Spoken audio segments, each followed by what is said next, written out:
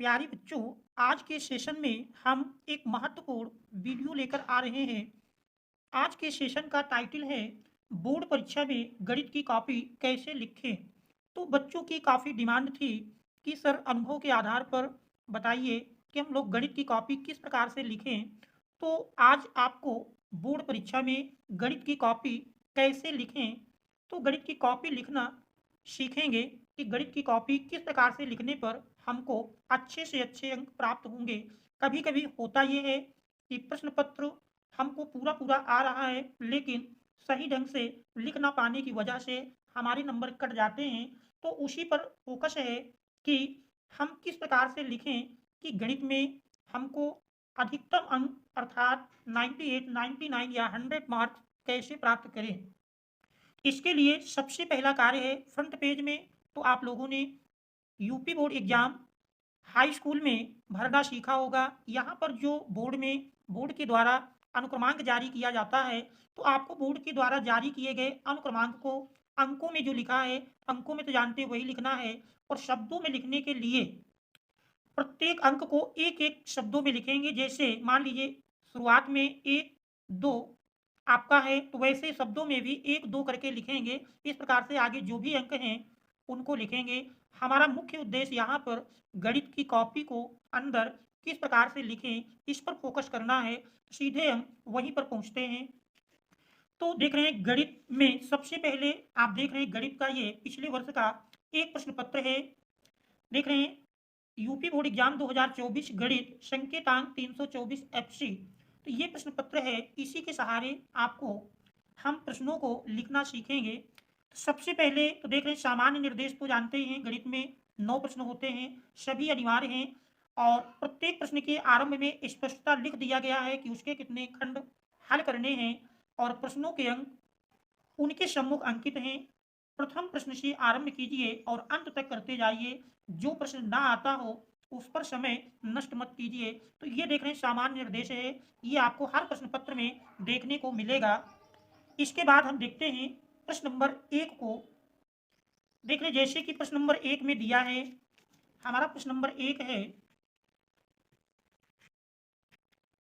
देखिए प्रश्न नंबर एक, निम्नलिखित सभी खंडों को हल कीजिए, सही विकल्प चुनकर अपनी उत्तर पुस्तिका में लिखिए। तो देख रहे हैं पहले प्रश्न में कुल 5 खंड का, खा, गा, घा, अंगा, इस प्रकार से 5 खंड दिए होते हैं और पांचों आपको करना होता है। और ये बहुविकल्पी प्रश्नों में यदि इनका उत्तर आप सीधे जानते हैं, इन प्रश्नों को हल करने की आवश्यकता नहीं है, इनका उत्तर आप डायरेक्ट भी लिख सकते हैं। तो यदि इन प्रश्नों का आंसर आप सीधे जान रहे हैं, इन प्रश्नों का उत्तर डायरेक्ट भी आप लिख सकते हैं, इनको हल करने की आवश्यकता नहीं है। शेष प्रश्न बहुविकल्पी के अतिरिक्त जो भी होंगे उनमें हल दिखाना अनिवार्य होगा। तो सबसे पहले यदि प्रश्न नहीं आता, हल करने की आवश्यकता पड़ती है, तो आप कॉपी में किसी भी प्रश्न में रफ कर सकते हैं। इसके लिए आप स्वतंत्र हैं। दाएं पेज या बाएं पेज कहीं पर भी रफ किया जा सकता है। ध्यान रहे जहां रफ करते हैं वहां पर आप क्रॉस कर देंगे, बस इतना सा ध्यान देना है। अब जैसे मान लीजिए कॉपी में यदि हम देखें, कॉपी का मान लीजिए फ्रंट पेज के बाद ये हमारा पहला पेज आता है। देख रहे हैं रफ करने की यदि आवश्यकता पड़े तो ये आप फ्रंट पेज के जस्ट पलटेंगे तो इस पेज पर आप रफ करके फिर दोनों ओर से इस प्रकार से क्रॉस कर देंगे। और इसके बाद प्रश्न को लिखने की शुरुआत आप इसके बाद ये अगले पन्ने से करेंगे। तो देख रहे हैं ये हमारा अगला पन्ना होगा। इसमें अब आपको करना ये है कि सबसे पहले हाशिए को जरूर खींच लेंगे, क्योंकि एग्जामिनर जांचने के बाद बाईं ओर अर्थात यहीं पर प्रश्नों की में मार्किंग करता है। इस बात का ध्यान रहे, आपको बिल्कुल यह पृष्ठ के किनारे से लिखना आरंभ नहीं करना है, बल्कि हाशिए को जरूर खींच लेना है। और ये जगह आप शेप रखेंगे, प्रश्नों का नंबर ऊपर डालेंगे। जैसे कि देख रहे हैं प्रश्न नंबर डालकर आपको दिखाते हैं। प्रश्न नंबर ध्यान रहे, मोटे स्केच पेन से ही काले या नीले का प्रयोग करेंगे और काले या नीले का प्रयोग करके आप प्रश्न नंबर अवश्य सही सही डालेंगे। और ध्यान रहे प्रश्नों को हल करने में प्रयास ये रहे कि हम एक क्रम से ही हल करें, प्रश्न नंबर एक से आगे हल करते जाएंगे। जो ना आता है उसको छोड़ देंगे, बाकी जो आ रहे हैं उनको हम एक क्रम से ही प्रश्न हल करेंगे, तो उसका एक विशेष प्रभाव पड़ता है। तो सबसे पहले तो हम प्रश्न एक, जैसे प्रश्न एक हल करने जा रहे हैं, तो सबसे ऊपर आप देखें, चाहे प्रश्न 1 डालें या प्रश्न उत्तर 1 डालें, दोनों में कोई अंतर नहीं है। इस प्रकार से देख रहे हैं हम यहाँ पर प्रश्न 1 का प्रश्न 1 का ये इस प्रकार से डालेंगे। आप प्रयास करेंगे स्केच पेन से डाल लेंगे। ये हमारा प्रश्न 1 का और इसमें देख रहे हैं प्रश्न 1 के का में हमारा प्रश्न दिया है क्या, साइन इनवर्स ई की पावर माइनस एक्स का अवकल गुणांक ज्ञात कीजिए। देख रहे हैं इस प्रश्न को यदि आप हल करेंगे तो इसका विकल्प 4 सही मिलेगा। तो इसका उत्तर आप डायरेक्ट लिख देंगे और रफ में इस बाएं प्रश्न में चाहे तो हल कर लेंगे। हल करने के बाद क्योंकि हम जानते हैं कि इसका चौथा विकल्प सही है, तो सीधे आप लिख देंगे विकल्प 4। ये हमारे इस प्रश्न का आंसर होगा विकल्प 4। और विकल्प 4 में आप देख रहे हैं लिखा है -1/√e⁻²x -1 सही है। तो ये हमारे प्रश्न 1 के का आंसर होगा। तो देखें इस प्रकार से प्रश्न का को आपको हल करना है। ये प्रश्न 1 के का आंसर हो जाएगा। इसके बाद प्रश्न 1 का खा, देखें प्रश्न 1 का खा एक लाइन छोड़ करके स्केच पेन से यहीं पर प्रश्न नंबर फिर डालेंगे। प्रश्न 1 का खा, देखें इस प्रकार से प्रयास ये करना है कि एक प्रश्न पर ही पहले प्रश्न के पांचों विकल्प का उत्तर लिख जाए, क्योंकि बहुत ज़्यादा कापी भरने से कोई मतलब नहीं है। एग्जामिनर बहुत ज़्यादा प्रश्नों को पलटना नहीं चाहता है, तो प्रयास ये करेंगे कि सारे विकल्पों का उत्तर आप एक ही प्रश्न में दें। तो देख रहे हैं जैसे 1 के का चौथा हो गया, हमने चौथा लिख दिया। फिर प्रश्न 1 खा डालेंगे। इस 1 के खा में देख रहे हैं प्रश्न दिया है क्या, integration x sin x dx का मान होगा। तो देख रहे हैं यहाँ पर खंडशः समाकलन की सहायता से यदि हम समाकलन करेंगे तो इसमें फर्स्ट विकल्प सही मिल जाएगा। आप लिख देंगे प्रश्न नंबर 1 खा का देख रहे हैं विकल्प फर्स्ट सही होगा। तो विकल्प फर्स्ट देख रहे हैं विकल्प फर्स्ट में देख रहे खा में विकल्प फर्स्ट जिसका मान देखने दिया है -x cos x plus sine x plus C plus sine x plus C, ये हमारा आंसर होगा विकल्प फर्स्ट। देख रहे हैं ये सही है, तो ये इस प्रश्न का आंसर हो जाएगा। इसके बाद 1 का गा यदि देखें, प्रश्न 1 का गा देख रहे प्रश्न 1 के गा में प्रश्न है करा मापांक फलन। देख रहे मापांक फलन if such that r equal to r plus को fx बराबर माडिक्स के द्वारा दिया गया है, तब यह होगा। ठीक है, इसको यदि आप हल करेंगे, क्योंकि डोमेन वास्तविक संख्याओं का समुच्चय है और सह डोमेन धन वास्तविक संख्याओं का समुच्चय है, ऐसी स्थिति में देख रहे इसको सरल करने पर आप पाएंगे इसका विकल्प सेकंड बहु एकैकी हो जाएगा। इस प्रकार से प्रश्न 1 के गा का उत्तर होगा विकल्प सेकंड। देख रहे हैं इसमें विकल्प सेकंड बहु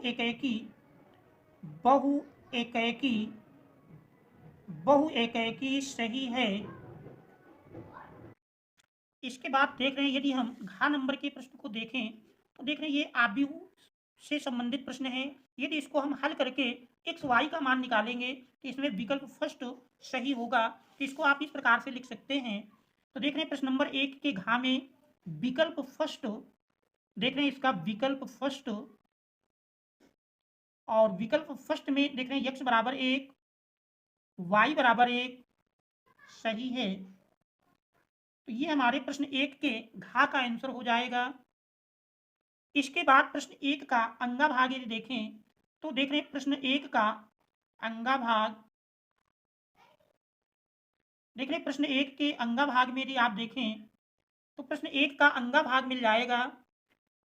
देख रहे हैं इसमें दो सदिशों के बीच का कोण होगा। देख रहे हैं दो सदिश दिए हैं, इनके बीच का कोण यदि निकालेंगे 60 अंश मिलेगा। तो इसका विकल्प फर्स्ट, देख रहे हैं इसमें दो सदिशों के बीच का यदि आप कोण निकालें तो कोण निकालने पर इसका मान 60 अंश के बराबर मिलेगा, अर्थात कह सकते हैं विकल्प फर्स्ट सही है।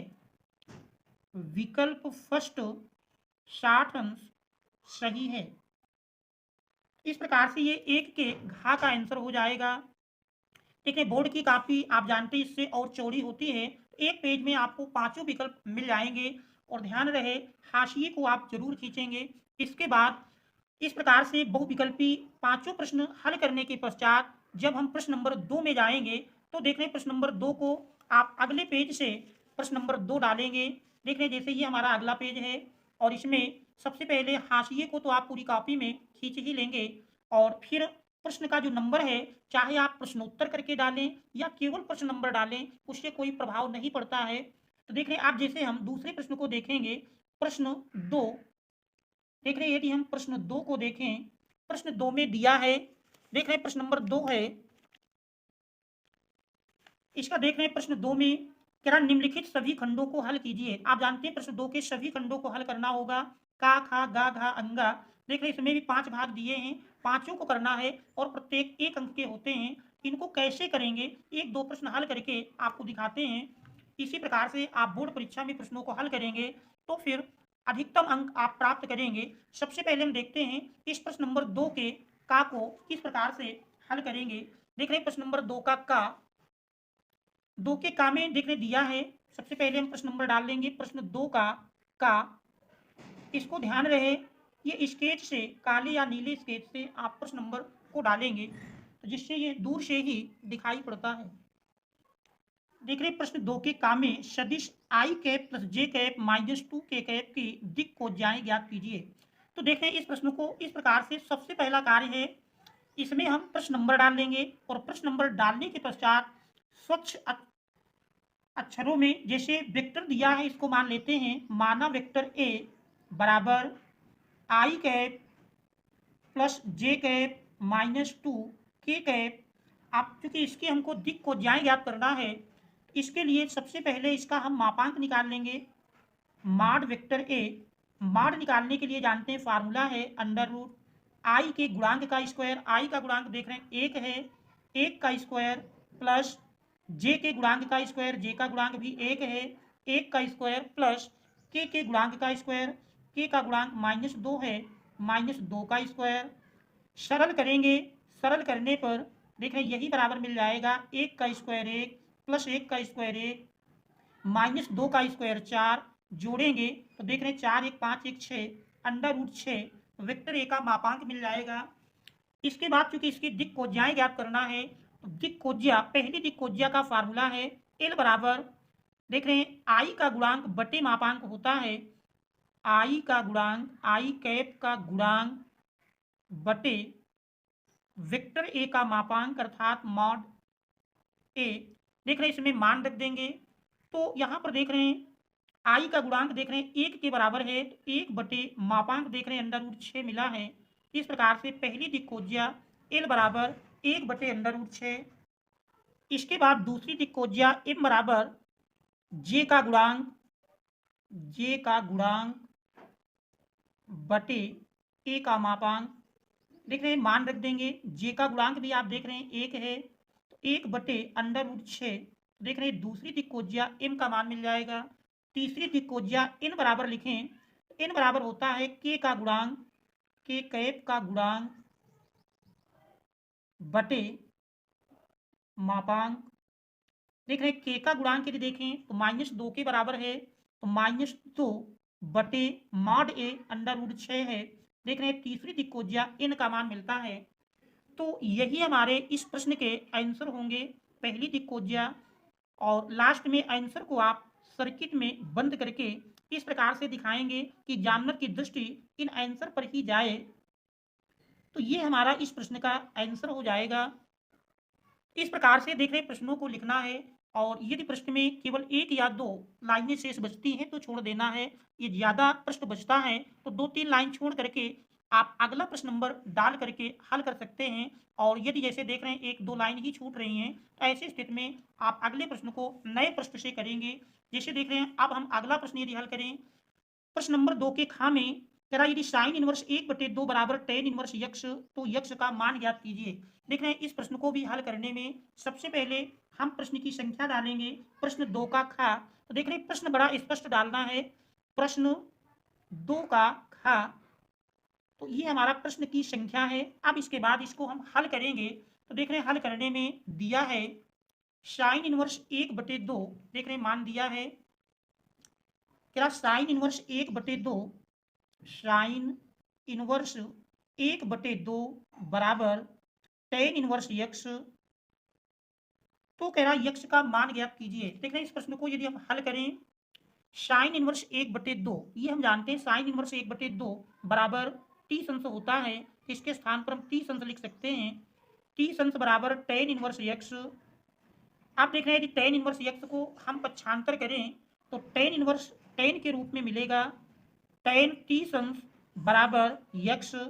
इस प्रकार से देख रहे हैं टेन टी अंश का मान 1/√3 होता है। 1/√3 बराबर यक्स, अर्थात यक्स बराबर 1/√3। तो ये हमारे इस प्रश्न का आंसर हो जाएगा। देख रहे हैं ये हमारे इस प्रश्न का आंसर होगा। इसके बाद अगले प्रश्न को देख रहे हैं, यदि इसमें जैसे देख रहे हैं ज़्यादा लाइनें शेष बचती हैं तो हम एक दो लाइन छोड़ करके अगला प्रश्न नंबर डाल करके हल करेंगे। यही प्रक्रिया आपको प्रश्न नंबर 1 से लेकर के लास्ट तक यही ऐसे करना है। तो इस प्रकार से एक सीरियल में करने पर और स्पष्ट लिखने पर आपको बोर्ड एग्जाम की कॉपी में अधिकतम अंक प्राप्त होंगे। तो बच्चों यदि चैनल पर नए हैं, आपने चैनल को अभी तक सब्सक्राइब नहीं किया है तो चैनल को सब्सक्राइब कीजिए, वीडियो को लाइक कीजिए और अपने मित्रों तक शेयर अवश्य कर दीजिए ताकि इसी प्रकार की महत्वपूर्ण जानकारियाँ आपको नोटिफिकेशन के माध्यम से तुरंत प्राप्त होती रहें। Thanks all of you for watching.